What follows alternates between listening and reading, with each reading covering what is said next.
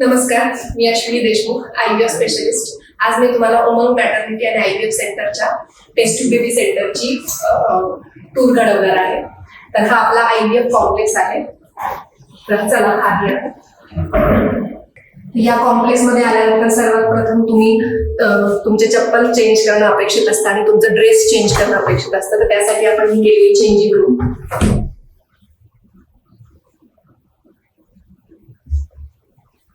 IVF complex मध्ये दुसरी महत्वाची गोष्ट आहे ती म्हणजे कन्सल्टिंग किंवा काउन्सिलिंग रूम आपल्याकडे आहे. याच्यामध्ये आपण पेशंटला IVF ला जाण्याआधीच्या सगळ्या गोष्टी समजावून सांगतो. IVF साठी काउन्सिलिंग करतो. बऱ्याच पिक्टोरियल गोष्टी इकडे लावलेल्या आहेत.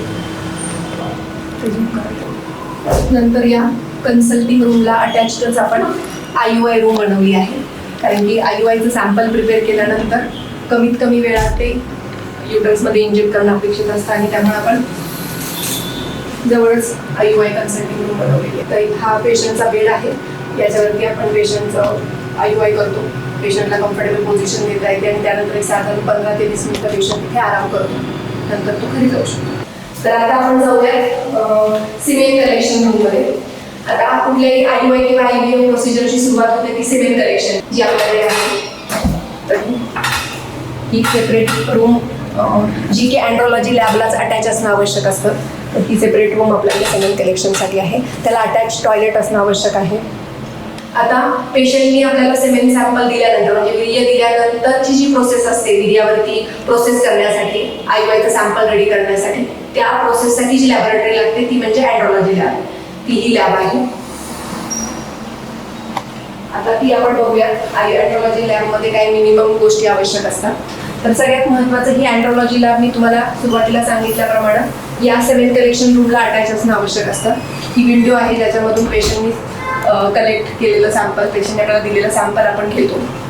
हे सॅम्पल साधारण 35 ते 40 मिनिटं लिक्विफाय होणं आवश्यक असतं आणि त्याच्यानंतर हे सॅम्पल आपण ह्या मायक्रोस्कोपमध्ये इथे स्लाईडवरती टाकून मग आपण याच्या पुढे ॲडव्हान्स जाऊन याला स्क्रीन अटॅच करून घेतली आहे की जेणेकरून इथे जी मी मायक्रोस्कोपमध्ये गोष्टी बघतेय ते आपण पेशंटला स्क्रीनवरती दाखवू शकतो खाली OPD मध्ये आणि पेशंटला त्याच्यासोबत काउन्सिल करू शकतो की त्यांचा काउंट कसा आहे, मोटिलिटी किती आहे.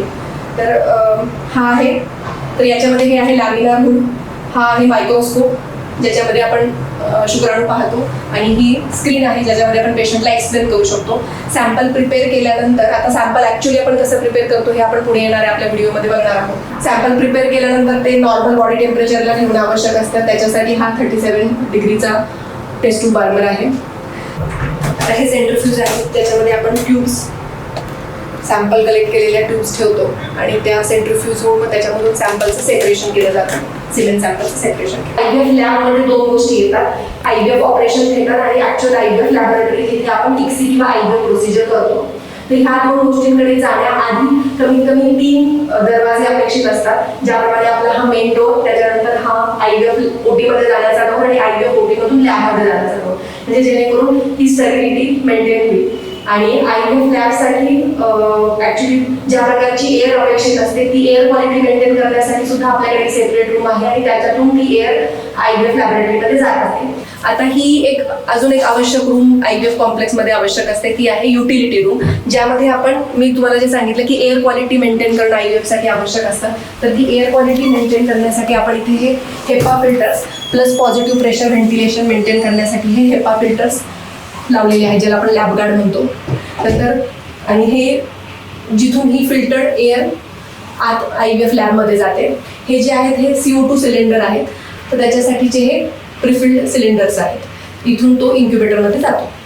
लॅबमध्ये जाण्याआधी आपण आपले ड्रेस आपल्या स्लीपर्स चेंज करणं आवश्यक असतं.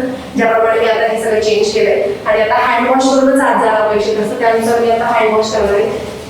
इव्हन हँडवॉश करताना हँडवॉशसाठी सुद्धा रुटीन केमिकल्सचा वापर न करता त्याच्यासाठी जे सेपरेट लिक्विड येतं ते वापरणं अपेक्षित असतं. तर आता आपण प्रॉपर 3 मिनिटचा हँडवॉश करू. तर आता आपण IVF लॅबमध्ये प्रवेश करतो. ही स्लीपर प्लीज काढून आपण आज जाणार आहोत. या लॅबमध्ये एंटर केल्यानंतर चेंज ऑफ स्लीपर आपण अपेक्षित असतात.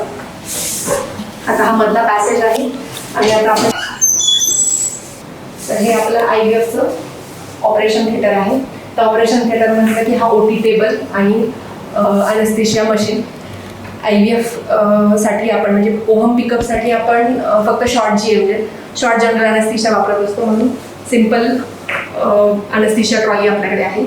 हा ऑपरेशन टेबल आहे आणि पिकअप करण्यासाठी सगळ्यात महत्त्वाची गोष्ट आहे, कारण की अंडर सोनोग्राफी गायडन्स आपण पिकअप करत असतो, म्हणून ही सोनोग्राफी मशीन आवश्यक असते. सोनोग्राफी मशीनला जो हा वजायनल प्रोब असतो तो वजायनल प्रोब पेशंटच्या वजायनामध्ये इन्सर्ट करून त्याला ह्या प्रकारची अशी यूज निडल मी तुम्हाला दाखवते. या प्रकारची ओहम पिकअप निडल असते जी आपण पेशंटच्या ह्या प्रोब थ्रू पेशंटच्या वजायनामध्ये इन्सर्ट करतो आणि फॉलिकल्स पिक करतो. आणि हे करण्याआधी आपण पेशंटला अनेस्थेशिया दिलेला असतो. पेशंट कंप्लीट सिडेशनमध्ये असतो.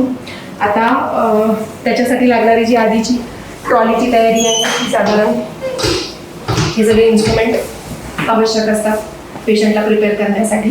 आता आपण सक्शन कसं करतो, तर हा सक्शन पंप आहे. याच्या आधारे सक्शन होऊन एक फॉलिकल ॲस्पिरेट केलं जातं. त्या सक्शनच्यातून या ट्यूबिंगमध्ये ते कलेक्ट केलं जातं या प्रकारच्या ट्यूबमध्ये. आता ह्या जेव्हा आपण हे सॅम्पल हे पिकअप मधलं जे IVF फॉलिकलमधलं फ्लुइड आहे ते जे कलेक्ट करतो ते सुद्धा 37 डिग्रीला कलेक्ट होणं आवश्यक असतं. आता आपण IVF लॅबोरेटरीमध्ये प्रवेश करतोय.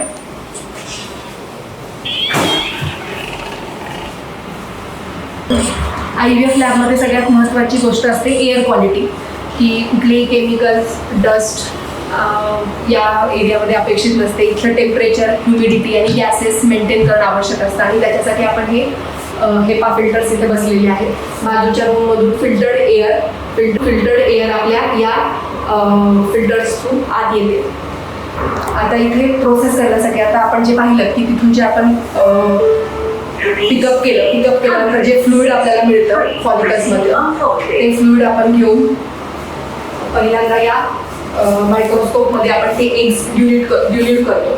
तर हा जो भाग आहे याला आपण लॅमिनार फ्लो किंवा लॅमिनार हुड असं म्हणतो आणि त्याच्यामध्ये हा हिटिंग टेबल आहे.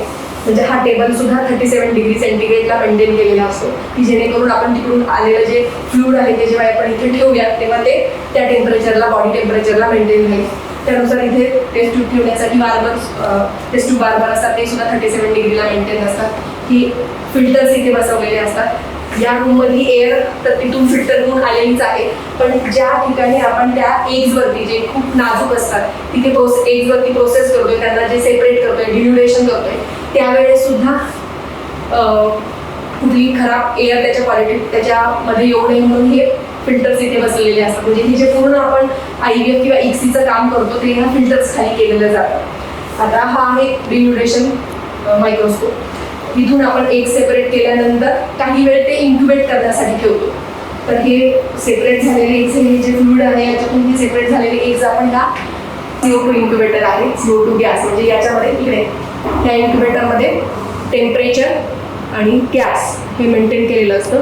आपल्या युट्रसमध्ये जी काही सिच्युएशन असते किंवा जी काही एअर क्वालिटी असते, ह्युमिडिटी असते, त्यानुसार इथे सगळं मेंटेन केलेलं असतं. तर हा आपला इन्क्युबेटर आहे. एग्स डिल्यूट केल्यानंतर आपण एग्स थोड्या वेळ मॅच्युअर होण्यासाठी 2 ते 4 तासासाठी आपण या इन्क्युबेटरमध्ये ठेवतो.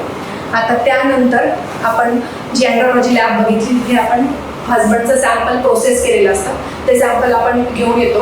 आता 2 ते 4 तास जेव्हा आपले एग्स इन्क्युबेट होतात, ते इन्क्युबेट झालेले एग्स आपण त्या CO2 इन्क्युबेटरमधून काढून इथे आता ह्या ICSी मशीनवर घेतो. ही आपली ICSी मशीन आहे. या सेंट्रल डिशमध्ये आपण ते एग्स घेतलेले असतात आणि या ICSी मशीनमध्ये 2 निडल्स असतात. एक होल्डिंग निडल आहे आणि एक इंजेक्टिंग निडल आहे.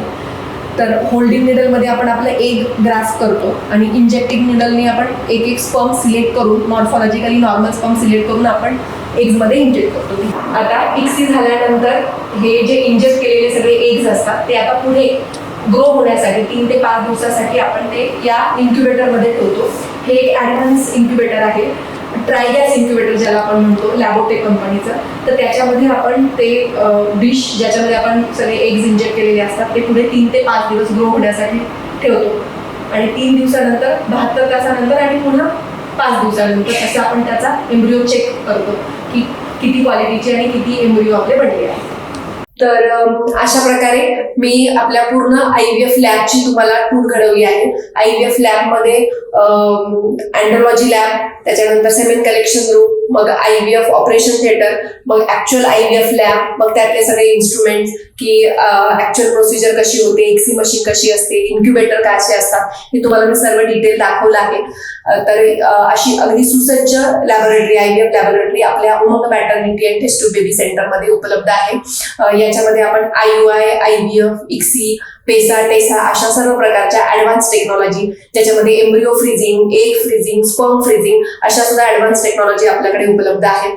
तर या टेस्ट ट्यूब बेबी प्रक्रियेबद्दल जर तुमच्या मनात काही शंका असतील तर तुम्ही मला कमेंट बॉक्समध्ये कळवू शकता.